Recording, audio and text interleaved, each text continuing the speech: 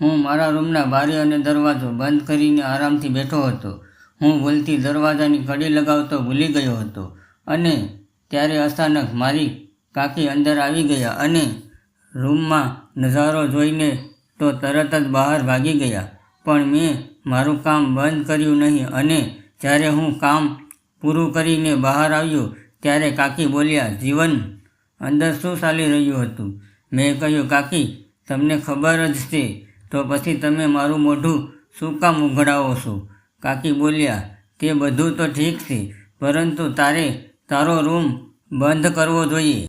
મેં કહ્યું, "મને શું ખબર કાકી, તમે અત્યારે જ મારા રૂમમાં આવશો ને આમ પણ હું કાંઈ ખોટું કામ તો નહોતો કરતો."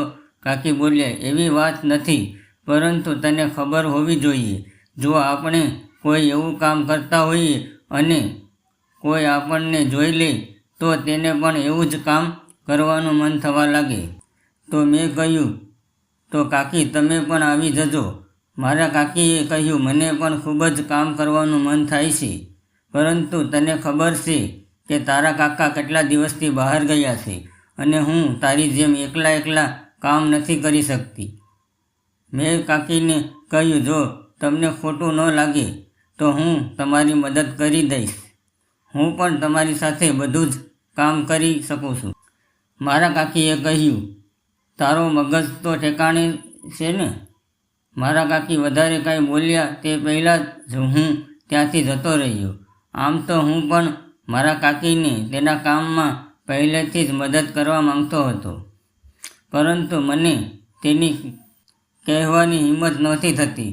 આજે મારા કાકીએ મને જોઈ લીધો એટલે આજે વાત કરવાનો સારો મોકો હતો અને માહોલ પણ હતો, એટલે મેં તેને વાત કરી દીધી. મને એક વાતની ખબર પડી ગઈ કે કોઈ પણ સાથે વાત કરવાનો એક સમય હોય છે. એક દિવસ મારા કાકી અને કાકા છત ઉપર કામ કરી રહ્યા હતા અને હું ત્યાં જઈને સડ્યો. મેં ઊભા થોડી વાર જોયું. મારી સામે ફેસ ટુ ફેસ કામ ચાલુ હતું. મને તેને બંનેની સાથે કામ કરતા જોઈ ખૂબ જ મજા આવી. બંને પોતાની પૂરી તાકાત લગાવીને કામ કરી રહ્યા હતા. મારા લગ્ન થયા ન હતા. હું 23 વર્ષનો છોકરો છું અને મારા કાકી ખૂબ જ સુંદર છે. તે હંમેશા મારી સાથે મજાક મસ્તી કરતા રહેતા. મારી અને મારા કાકી વચ્ચે ખૂબ જ સારી દોસ્તી છે. જ્યારે મારા કાકી નવા આવ્યા હતા ત્યારે તેને ખૂબ જ ઘમંડ હતો અને ઘમંડ કેમ ના હોય, તે કોઈથી કમ નહોતી. મારી કાકીની ઊંચાઈ અને લંબાઈ અને તેની મોટી આંખો, તે જ્યારે મારી તરફ જોતા તો મને પાગલ કરી દેતા. હું તેની સાથે કોઈ વાત કરતો તો તે મોઢું બગાડી લેતા. તેને પોતાની ખૂબસૂરતીનો ઘમંડ હતો. મારા કાકાએ પ્રાઇવેટ કંપનીની અંદર કામ કરતા હતા. તેની કંપનીમાં મારા ઘરથી 60 કિલોમીટર દૂર હતી. મારા કાકા જ્યારે ઘરે પાછા આવતા તો અડધી રાતે થઈ જતી અને ક્યારેક તો તે ઘરે આવતા જ નહીં, તે ઓફિસે જ રહી જતા. તે ત્યાં રહેવા માટે ઘર ગોતી રહ્યા હતા, કારણ કે રોજ આવવું જવું તે પહોંચાતું નથી. હું મારા કાકીને ઘણી વખત એકલો જોતો. મેં મહેસૂસ કર્યું કે મારા કાકા અડધી રાતે ઘરે આવે છે અને ક્યારેક તો આવતા જ નથી અને મારા કાકીને જેટલા પ્રેમની જરૂર હતી તેટલો કાકા આપી શકતા નથી. એક દિવસ સવારે મેં જોયું કે કાકી ખૂબ જ ઉદાસ લાગી રહ્યા હતા. તો મેં તેને પૂછ્યું, "શું થયું કાકી? તમે ખૂબ જ ઉદાસ લાગો છો?" કાકીએ કહ્યું, "મારી તબિયત ઠીક નથી." એટલે હું બાજુમાં મેડિકલ સ્ટોર ઉપરથી તેની માટે દવા લાવ્યો. કાકીએ દવા ખાધી અને પોતાના કમરામાં આરામ કરવા માટે જતી રહી. થોડા સમય પછી હું તેની હાલચાલ પૂછવા માટે તેના રૂમમાં ગયો. મેં જોયું કે તેની તાવ આવ્યો હતો. મેં તેને કહ્યું, "કાકી, મારો એક દોસ્ત છે અને તેના પપ્પા ડૉક્ટર છે, તો હું તેને આપણે ઘરે બોલાવી લઉં છું."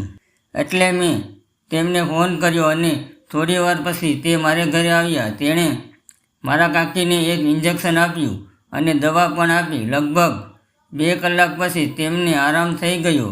સવારે હું બાથરૂમ જઈ રહ્યો હતો તો કાકીએ મને તેની પાસે બોલાવ્યો. તો કાકી મને કહ્યું, જીવન, મને માફ કરી દેજે. મેં કહ્યું, શા માટે?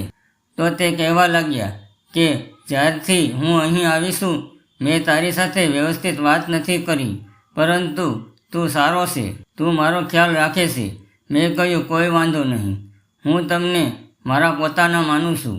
અને પછી મારી અને કાકીની વચ્ચે દોસ્તી થઈ ગઈ. હું મારા કાકીની દરેક વાત માનતો. તે મને જે કામ કહેતા હું દોડીને કરતો. કાકી મારા પ્રત્યે થોડી વધારે આકર્ષિત થવા લાગ્યા. એક દિવસ કાકીએ મને કહ્યું, જીવન, તારા કાકા તો ક્યારે ઘરે આવશે તો તું રાત્રે મારા રૂમમાં આવજે. આપણે બંને વાત કરશું, આપણે ટીવી જોઈશું. એકલા મને સારું નથી લાગતું. સાંજે હું તેના રૂમમાં ગયો તો કાકી કિચનમાં કામ કરી રહ્યા હતા, એટલે હું રૂમમાં બેઠા મોબાઈલમાં ફિલ્મ જોવા લાગ્યો. મને ખબર જ ન રહી કે કાકી ક્યારે મારી પાસે આવીને ઊભા ફિલ્મ જોવા લાગ્યા. મારા કાકીએ ઉધરસ ખાધી અને અચાનક ડરી ગયો. મેં જલ્દી ફિલ્મ બંધ કરી દીધી. મારા કાકીએ મારો કાન પકડ્યો અને બોલ્યા, તે ફિલ્મ શા માટે બંધ કરી દીધી? તો હું ડરી ગયો અને હસતા કહ્યું, કાકી, હું તો ડરી ગયો હતો. જ્યારે તમારી ચોરી પકડાઈ જાય તો તે કહેવા લાગ્યા, એકલા જોવામાં ડર નથી લાગતો. મેં કહેતા કાકીનો હાથ પકડીને બેડ ઉપર બેસી ગયો અને કહ્યું, હું તમને એક વાત કહેવા માંગુ છું.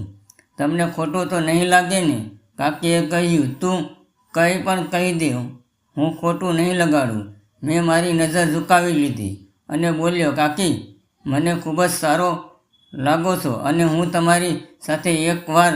કાકીએ મારી વાત વચ્ચે કાપી નાખી અને બોલી, જીવનમાં કઈ રીતે થઈ શકે છે? આ વાત તારા કાકાને ખબર પડે તો તે મને અને તને છોડશે નહીં. મેં કાકીને કહ્યું, કાકી, આપણે બધાની નજરથી છુપાઈને કામ કરશું. કાકીએ કહ્યું, હું તારી સાથે આ બધું નહીં કરું. મેં કાકીને કહ્યું, કાકી, મારો વિશ્વાસ કરો, હું આ વાતને કોઈને જાણ નહીં થવા દઉં.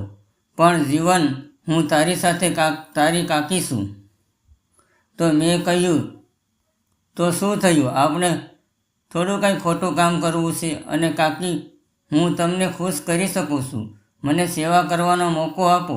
કાકીએ મારો હાથ પકડ્યો અને જોરથી દબાવ્યો અને કહ્યું, તું કેટલો સમજદાર છો. અત્યારે તું તારા રૂમમાં જા, હું તને વિચારીને જણાવીશ. મારું મૂડ ખરાબ થઈ ગયું હતું. હું ઝડપથી તેના રૂમમાંથી બહાર નીકળીને છત ઉપર જતો રહ્યો. લગભગ અડધો કલાક પછી મને ઝાંઝરીનો અવાજ સંભળાયો. મેં પાછું ફરીને જોયું. મારા કાકી છત ઉપર આવી રહ્યા હતા. તે મારી પાસે આવીને બેસી ગયા અને બોલ્યા, તું પાગલ થઈ ગયો છે? અડધી રાતે પર શું કરે છે? હું કંઈ બોલ્યો નહીં. કાકીએ મારો હાથ પકડ્યો ને પોતાના હાથમાં લીધો અને બોલી, જીવન, અંદરથી તો હું પણ તારી સાથે છું અને તું જે કામ મારી સાથે કરવા માંગે છે તે હું એક દિવસ જરૂર કરીશ, પણ થોડીક રાહ જો, બધું સારું થશે. અને કાકીની વાત માની લીધી અને કહ્યું, સારું, હું રાહ જોઈશ. બીજે દિવસે મારા કાકા ઘરે આવ્યા અને બપોરે જમ્યા પછી તે કહેવા લાગ્યા, કંપનીના કામ માટે બહાર જાઉં છું. લગભગ 4 મહિના પછી પાછો આવીશ અને હવે જીવન, તારી કાકીની સંભાળ રાખવાની જવાબદારી તારી છે. તું તારી કાકીનો બરાબર ખ્યાલ રાખજે. મેં કહ્યું, કાકા, તમે ચિંતા ના કરો, હું મારા કાકીનું બરાબર ધ્યાન રાખીશ. તમે ચિંતા કર્યા વગર તમારા કામ પર જઈ શકો છો. મારા કાકાએ કહ્યું, 3 વાગ્યાની મારી ટ્રેન છે, એટલે હું કાકાને સ્ટેશન ઉપર મૂકવા માટે ગયો. જ્યારે હું ઘરે પાછો આવ્યો તો મારા કાકી રડી રહ્યા હતા. મેં કાકીને કહ્યું, શું થયું? તમે શા માટે રડો છો? તો તેણે કહ્યું, હવે તારા કાકા 6 મહિના માટે બહાર ગયા છે, એટલે મને રડવું આવી ગયું છે.